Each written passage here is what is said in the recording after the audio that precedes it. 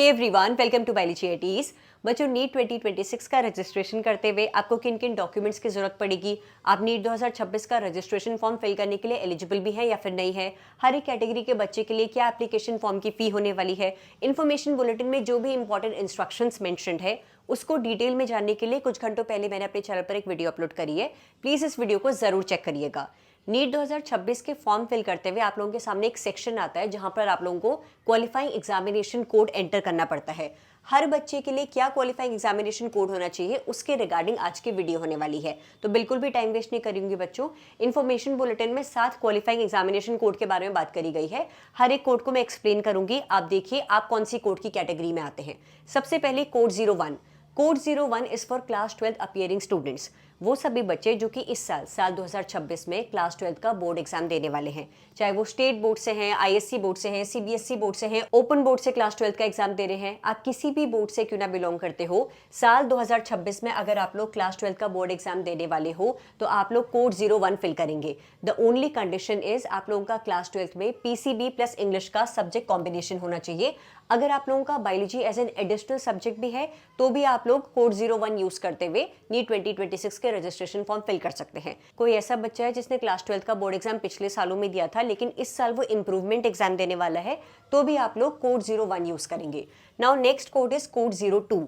Code 02 is for dropper students. आपने पिछले से पिछले साल कितने साल पहले क्यों ना क्लास 12 का पेपर दिया होगा, क्लास 12 पास आउट स्टूडेंट्स हो तो आप लोग कोड 02 यूज करोगे। आप लोगों का भी क्लास 12 चाहे आपने जिस भी साल में क्लास 12 पास करी थी, क्लास 12 में physics chemistry biology plus English का सब्जेक्ट कॉम्बिनेशन होना चाहिए। आपने क्लास 12 के बाद कोई भी कोर्स ज्वाइन नहीं किया, कोई भी अंडर ग्रेजुएट प्रोग्राम ज्वाइन नहीं किया, आप लोग ड्रॉपर स्टूडेंट है, कोड 02 यूज करेंगे। आप लोगों को काउंसलिंग के टाइम पर गैप सर्टिफिकेट बनाना पड़ेगा बच्चों। ये गैप सर्टिफिकेट रजिस्ट्रेशन के टाइम पर यूज नहीं होगा, काउंसलिंग के टाइम पर नीड होगी। Code 03 is for Karnataka board के ड्रॉपर स्टूडेंट्स। वो सभी बच्चे जो कि कर्नाटका बोर्ड से हैं, उनका क्लास 12 का बोर्ड एग्जाम जिसे कि प्री यूनिवर्सिटी कोर्स या फिर प्री डिग्री कोर्स कहते हैं, आपने ये कोर्स किया था, क्लास 12 का बोर्ड एग्जाम दिया था पिछले सालों में, ड्रॉपर स्टूडेंट हो फ्रॉम कर्नाटका बोर्ड तो आप लोगों का कोड होगा कोड 03।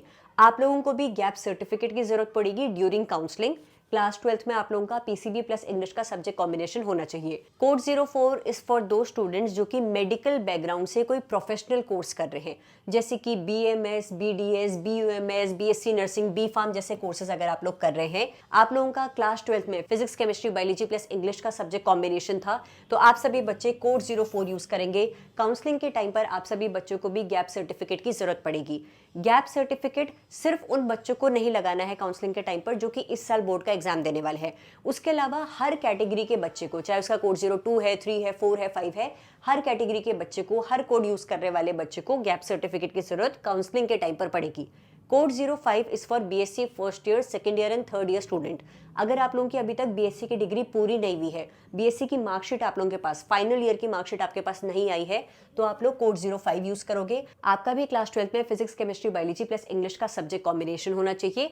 कोड 05 आप लोगों को भी काउंसलिंग के टाइम पर गैप सर्टिफिकेट की जरूरत पड़ेगी। Code 06 is for BSc pass students. आप लोगों ने पिछले सालों में बीएससी ऑलरेडी पास कर ली है, आप लोगों के पास बीएससी की फाइनल ईयर की अगर मार्कशीट है तो आप लोग कोड 06 यूज करोगे। आपने भी जब भी जिस भी साल में क्लास 12 पास करी थी, आपका physics chemistry biology plus English का सब्जेक्ट कॉम्बिनेशन होना चाहिए। अच्छा, एक और चीज का ध्यान रखिएगा, आप में से कोई भी बच्चा अगर बीएससी के first year, second year, third year या फिर बीएससी पास वाली कैटेगरी में है, आप लोगों के बीएससी में आपने फिजिक्स केमिस्ट्री बायोलॉजी इन तीनों में से अगर किसी भी 2 सब्जेक्ट को पढ़ा था तो ही आप लोग कोड 05 या फिर कोड 06 यूज करना। अगर कोई बच्चा कोई ऐसा बीएससी प्रोग्राम कर रहा है जिसमें उसने फिजिक्स केमिस्ट्री बायोलॉजी में से कोई भी 2 सब्जेक्ट पढ़े हैं अपने कोर्स के दौरान और वो बीएससी फर्स्ट, सेकंड या थर्ड ईयर में है तो कोड 05 यूज करना। तुम्हारे बीएससी में तुमने पूरे 3 सालों में से किसी भी साल में फिजिक्स केमिस्ट्री बायोलॉजी में से कोई भी 2 सब्जेक्ट पढ़े थे, already BSc pass out student हो तो कोड 06 यूज करना। तुम कोई ऐसा बीएससी प्रोग्राम कर रहे हो जिसमें फिजिक्स केमिस्ट्री बायोलॉजी में से मिनिमम 2 सब्जेक्ट्स तुमने नहीं पढ़े थे तो फिर कोड 02 यूज करना। ठीक है जी। लास्ट कोड आता है code 07। Code 07 is for NRI candidates. उनका भी क्लास 12 में physics chemistry biology plus English का सब्जेक्ट कॉम्बिनेशन होना चाहिए। अगर आप एनआरआई स्टूडेंट हो, चाहे 12th अपीयरिंग हो, चाहे ड्रॉपर स्टूडेंट हो, एनआरआई कैंडिडेट हो तो आप लोग कोड 07 यूज करेंगे। तो ये है आपके नीट 2026 रजिस्ट्रेशन के 7 डिफरेंट कोड्स। इन कोड्स को ध्यान में रखते हुए अब आप लोग नीट 2026 के रजिस्ट्रेशन फॉर्म में क्वालिफाइंग एग्जामिनेशन कोड वाले सेक्शन में सही कोड फिल करिएगा। और एक और चीज का ध्यान रखना कि इतना लेट भी मत हो जाना कि लास्ट मोमेंट पे तुम्हें लगे कि यार अब फॉर्म फिल कर लेता हूं, लास्ट में फिर सर्वर पे लोड आता है, कई बार डॉक्यूमेंट्स अपलोड नहीं हो पाते हैं, ट्रांजैक्शन की प्रोसेस फेल हो जाती है और लास्ट मोमेंट पे फॉर्म भरने से फिर बहुत दिक्कत आती है। तो 1 महीने का टाइम भले ही तुम्हें मिला हुआ है, लेकिन कोशिश करना कि टाइम से तुम लोग नीट 2026 के रजिस्ट्रेशन फॉर्म फिल कर लो। और ये पूरे 1 महीने रजिस्ट्रेशन रिगार्डिंग तुम देखना बहुत सारी अपडेट्स आती रहेंगी, बहुत सारे आर्टिकल्स रिलीज होते रहेंगे। तो तुम कोशिश करना कि रजिस्ट्रेशन फॉर्म फिल करने वाली प्रोसेस तुम टाइम से कंप्लीट कर लो, ताकि तुम्हारी साइकिल पूरे 1 महीने तक ये रजिस्ट्रेशन वाली चीज में ना घूमती रहे। तुम्हें अपनी प्रिपरेशन पर भी ध्यान देना है। वो टाइम आ गया है जब आप लोगों को रिवीजन के साथ साथ क्वेश्चन प्रैक्टिस पर भी ध्यान देना है और हर एक चैप्टर से मिनिमम प्रीवियस 10 ईयर क्वेश्चन तो तुम्हें प्रैक्टिस करने ही करने हैं। नीट सिलेबस से हर एक सब्जेक्ट के हर एक चैप्टर से प्रीवियस 38 ईयर क्वेश्चंस प्रैक्टिस करने के लिए आप लोग ओसवाल बुक्स की NTA NEET UG chapter wise topic wise 38 years solved papers की बुक यूज कर सकते हो बच्चों। फिजिक्स, केमिस्ट्री, बायोलॉजी तीनों सब्जेक्ट्स के लिए बुक्स अवेलेबल है। इन बुक्स में आप लोगों को हर एक चैप्टर से टॉपिक वाइज नीट के प्रीवियस 38 ईयर क्वेश्चंस मिलेंगे और हर एक क्वेश्चन का डिटेल एक्सप्लेनेशन भी प्रोवाइड कराया हुआ है। ना सिर्फ पीवाईक्यूज प्रोवाइड कराए हुए हैं, बल्कि topic wise NCERT based notes भी दिए हुए हैं बच्चों। फिर भी तुम्हें अगर नोट्स पढ़ के समझ ना आए तो उन नोट्स के सामने तुम्हारे पास एक क्यूआर कोड भी दिया हुआ होगा, जिसे स्कैन करते हुए तुम लोग उस पर्टिकुलर टॉपिक से रिलेटेड वीडियोस भी फ्री ऑफ कॉस्ट एक्सेस कर सकते हो। हर एक चैप्टर का क्विक रिवीजन करने के लिए आप लोगों को माइंड मैप्स भी प्रोवाइड कराए हुए हैं। नीट 2025 का सॉल्व पेपर भी मिलेगा और इसके अलावा नीट के latest syllabus and latest paper pattern based 2 sample paper भी प्रोवाइड कराए हुए हैं। तो अब वो टाइम आ गया है जब आप लोगों को हर एक चैप्टर की परफॉर्मेंस को एनालाइज करने के लिए, ये चेक करने के लिए कि आपकी प्रिपरेशन का लेवल क्या चल रहा है, नीट की पीवाईक्यूज लगाने हैं। इन बुक्स का लिंक मैं आप लोगों को इस वीडियो के डिस्क्रिप्शन में प्रोवाइड करा रही हूँ। इन बुक्स पर at present up to 50% discount भी चल रहा है। और अगर आप लोग ओसवाल बुक्स की ऑफिशियल वेबसाइट से इन बुक्स को परचेज करते हैं तो मेरा कोड BIOEASE50 यूज करिएगा, आप लोगों को अप टू 50% डिस्काउंट भी मिलेगा।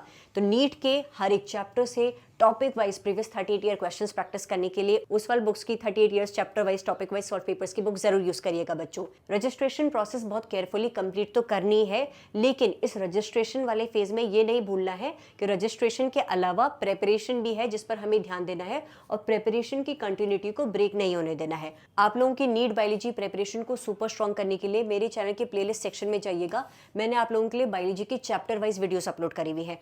बायोलॉजी के किसी भी चैप्टर के किसी भी टॉपिक को अगर तुम्हें पढ़ना है, पूरे चैप्टर में दिए हुए हर एक इंपॉर्टेंट एनसीईआरटी लाइन, हर एक टॉपिक को शॉर्ट्स के फॉर्म में समझने के लिए मेरी चैप्टर वाइज प्लेलिस्ट को भी जरूर ओपन करिएगा बच्चों।